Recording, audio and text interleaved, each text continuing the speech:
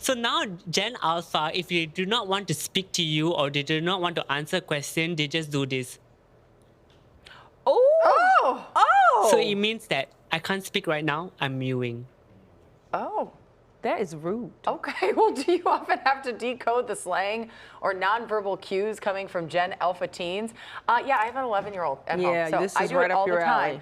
They have grown up in the digital age, and they have created an entire language from gaming, YouTube, TikTok, and Twitch. All right, so here's some examples of those confusing slangs. Phantom tax, match your audience, let's log in, absorb the drip, finna get pressed.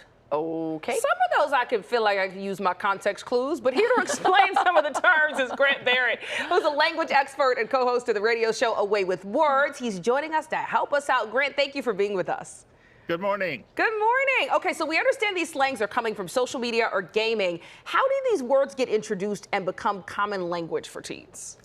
What it takes is a powerful streamer or somebody with a lot of followers on TikTok. If they use language and they have respect and admiration from their followers, then their followers pick it up. And that's how it works even offline as well. We tend to pick up language from people that we spend time with or that we admire or like.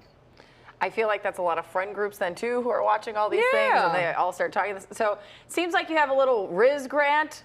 Look at you. Look at you. Look, he's shaking his head. I'm too old for Riz. Hilarious. No, okay. Well, let's go through some of the words and their meanings that we just talked about. Okay. So phantom tax and let's log in. We're supposed to guess here. So, Phantom tax I have never heard in my life. I have no idea. I think it's maybe like a fake tax on something? Well, it's Phantom, F-A-N-U-M, and it comes from a streamer named Phantom. And what he would do in a joking way was take some of the food away from his colleagues when he was streaming with other people. So it's kind of like, we all do this, I think, in our life, right? Your spouse brings back something from the kitchen and you take some of it. Yeah, well, so my husband calls this the daddy tax. Like, okay, yeah. Like my stepson orders French fries. Right, he's like, I want some. Okay, okay. got it.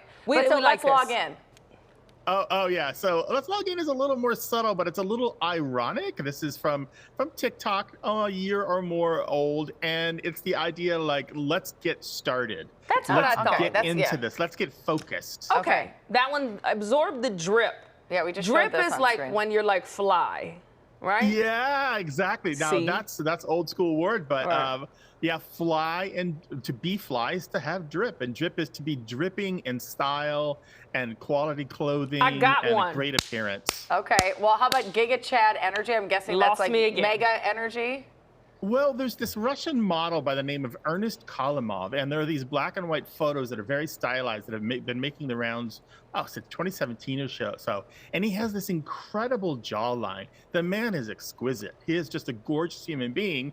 And so he became kind of the image of Giga Chad. So a Chad is somebody who does good or is good or has positive attributes, and Giga Chad, of course, is a lot more Chad. Gotcha. And so all of this together, Giga Chad energy would be to be just a super great person. Like a good energy. Okay, yeah, I would not have guessed that at all. Good energy. Finna get pressed. Some of this kind of millennials using it. I feel saw it like on the we screen. say, I use this annoyed. one, or like he's pressed. He is so pressed. They say finna get pressed. Yeah, that's right. Yeah, and finna has a very long history in Southern American English and in Black English, related to fixin' to, or to get ready to, about to do something. And so to be pressed means to be annoyed. So if you're finna get pressed, it means I'm gonna get angry about this in just a minute if you keep this up, or if people keep doing whatever I don't like. I'm finna get pressed. Okay, so how about I like hearing Grant say the one in my house? I'm confused. What is 6'7"? 6'7". What is it? I've never heard is that. just this.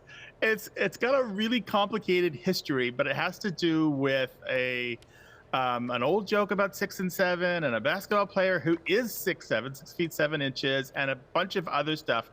My advice to parents and to you is, if you're not sure what you're hearing in your household, go to knowyourmeme.com. Okay. And you're going to find like I'm more writing this information down. than you ever wanted on this stuff. Knowyourmeme.com. Yep.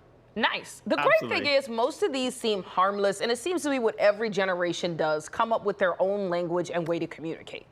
Yeah, that's right, Shiva. That's exactly right. And generally, if you find that your first response is to be annoyed, just know it's probably because that language isn't yours. You're annoyed at somebody else's insider speak. Just like if you had, let's say you were an engineer and you had engineering lingo, or you were in broadcasting, had broadcasting lingo, people on the outside might be annoyed by your jargon because it's not theirs. Right. And Like so when I just say know stand that by. it's about Right, you same. when you're annoyed. It's not about them. Go ahead and stand by. Thank you for this. Thank you Yeah, for the this was fun. education. I very much appreciate it. I feel like I'm not the one who gets annoyed in my household. I feel like the preteen is the one getting annoyed. So I will share this segment so that we can all, like, in harmony, There learn you go. how to coexist together And with our so that language. nobody gets pressed, Grant. That's right. That's absolutely right.